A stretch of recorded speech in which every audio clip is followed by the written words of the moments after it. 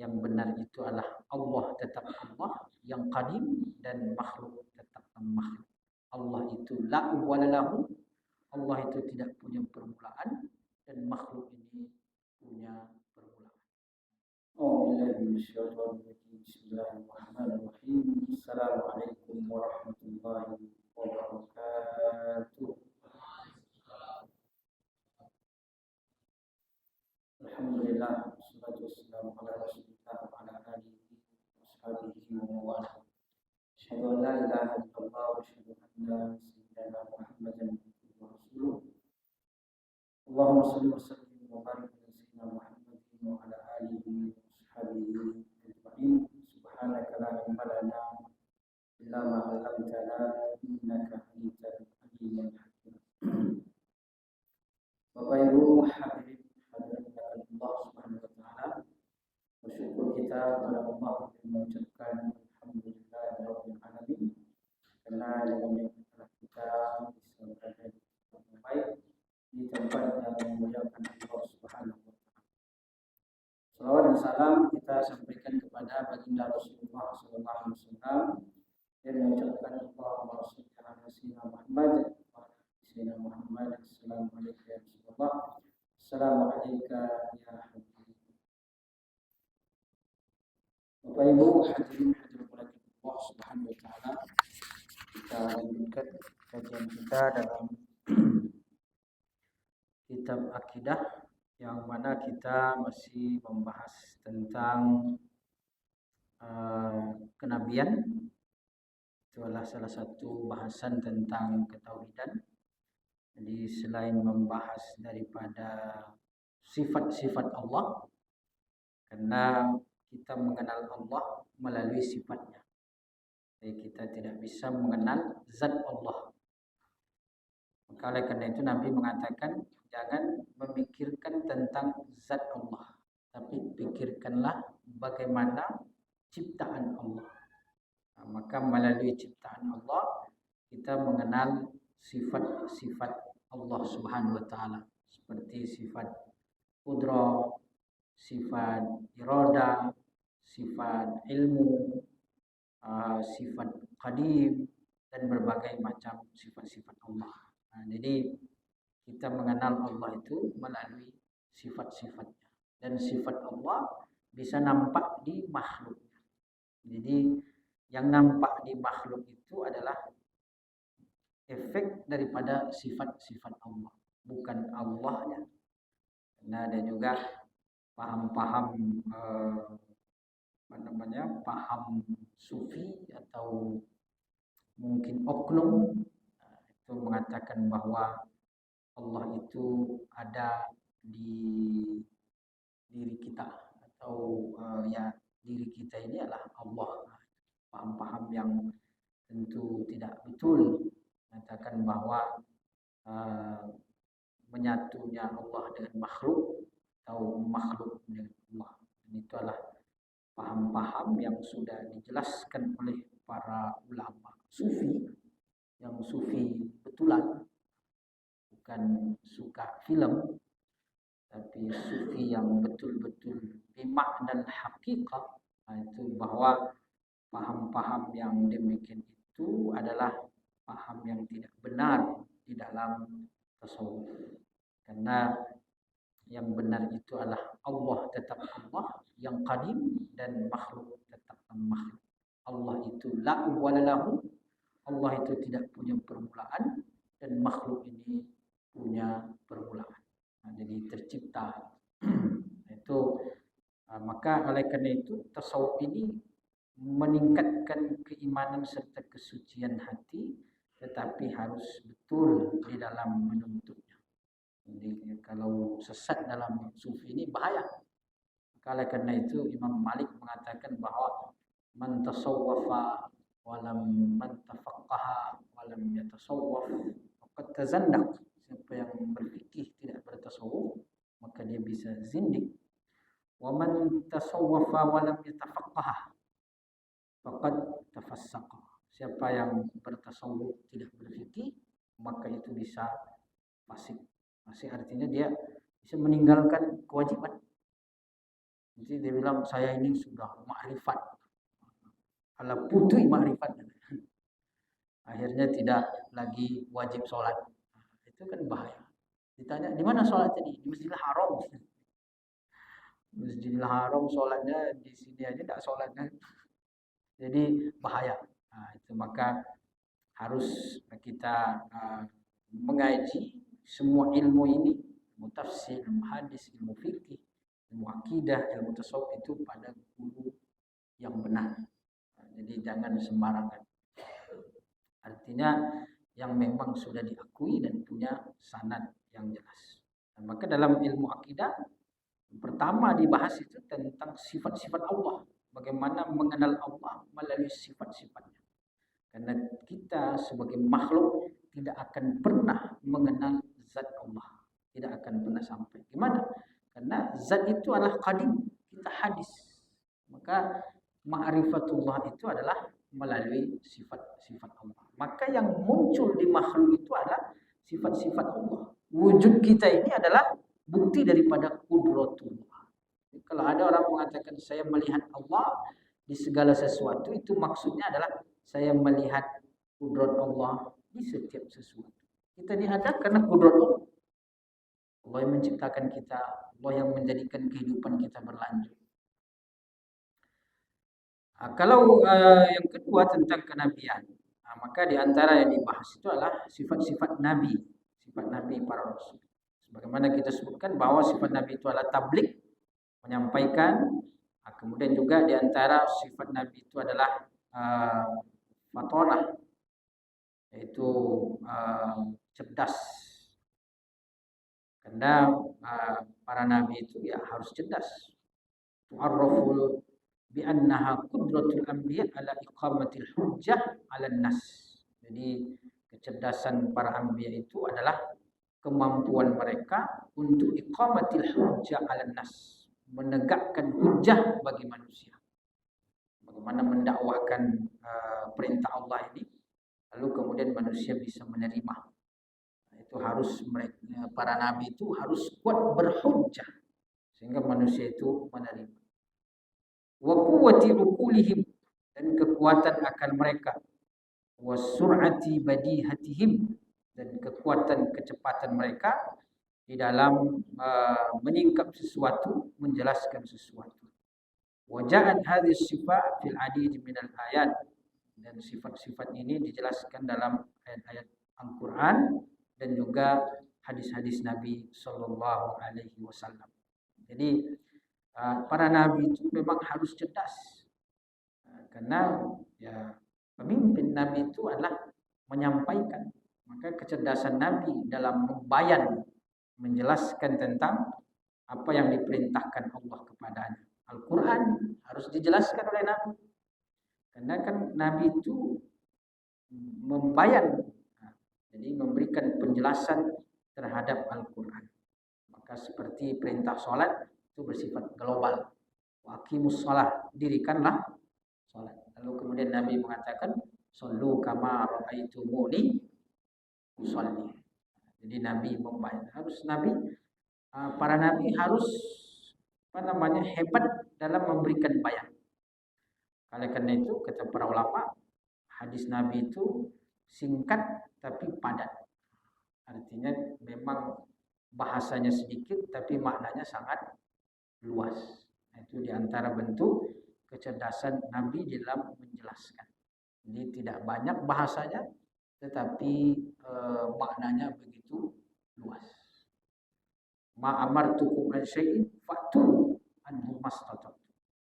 Kalau aku perintahkan sesuatu, maka laksanakan semampu. Kalau aku larang, tinggalkan.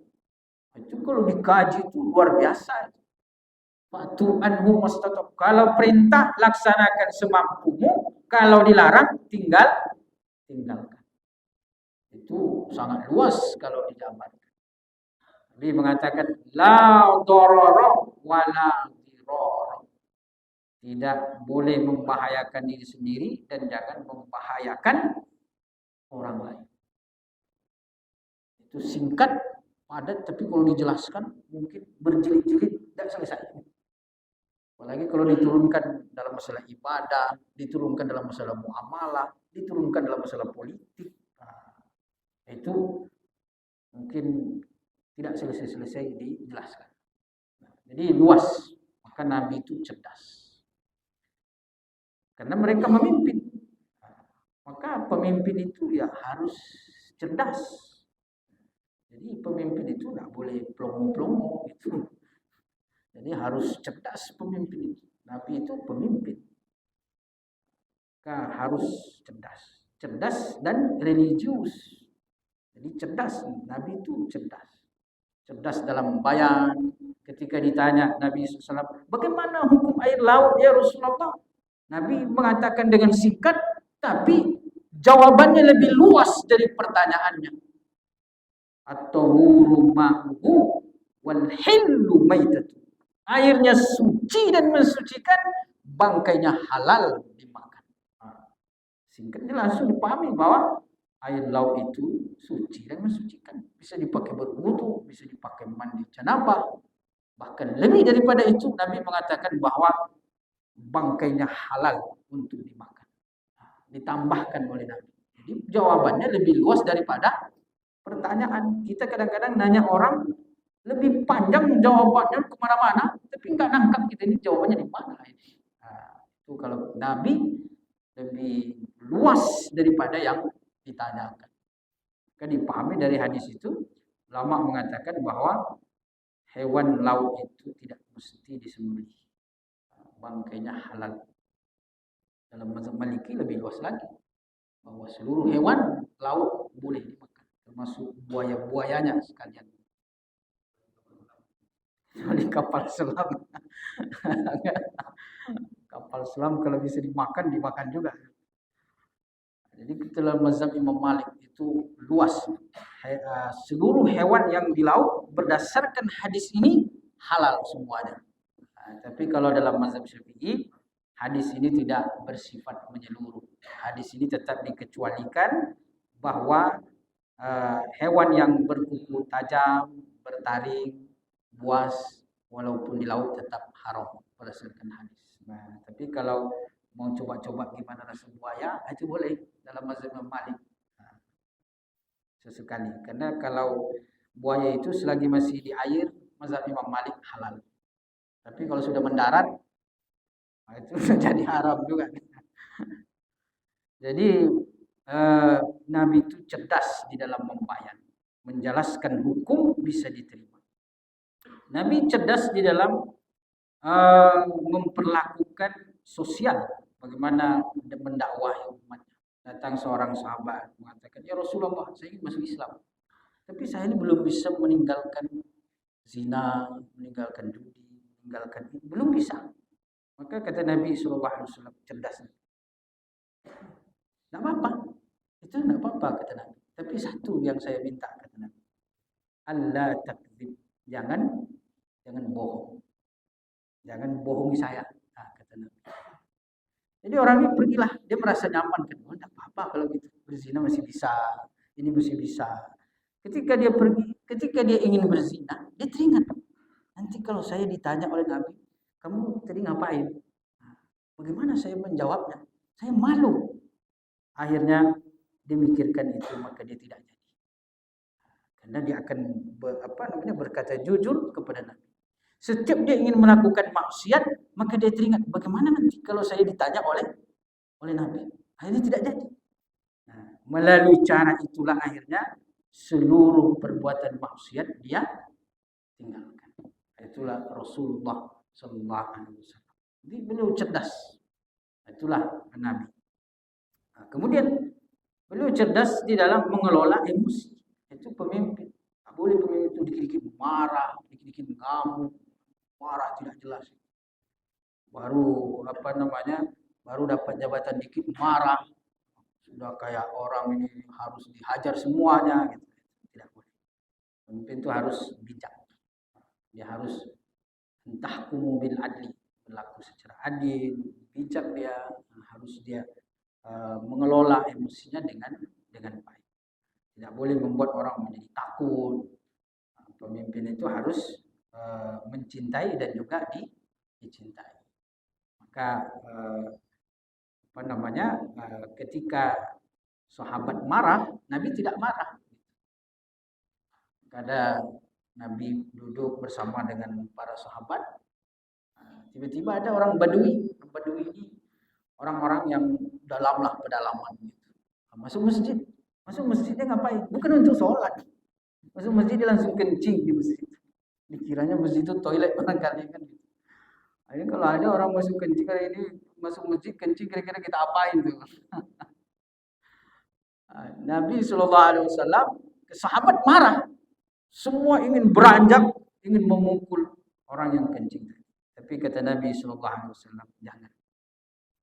Biar dulu dia menyelesaikan urusannya. Biar dulu dia selesai kencing kan gitu. Nah, itu Nabi SAW. Jadi beliau tidak terpancing emosi. Bijak ketika dia selesai kencing, orang itu baru dipanggil.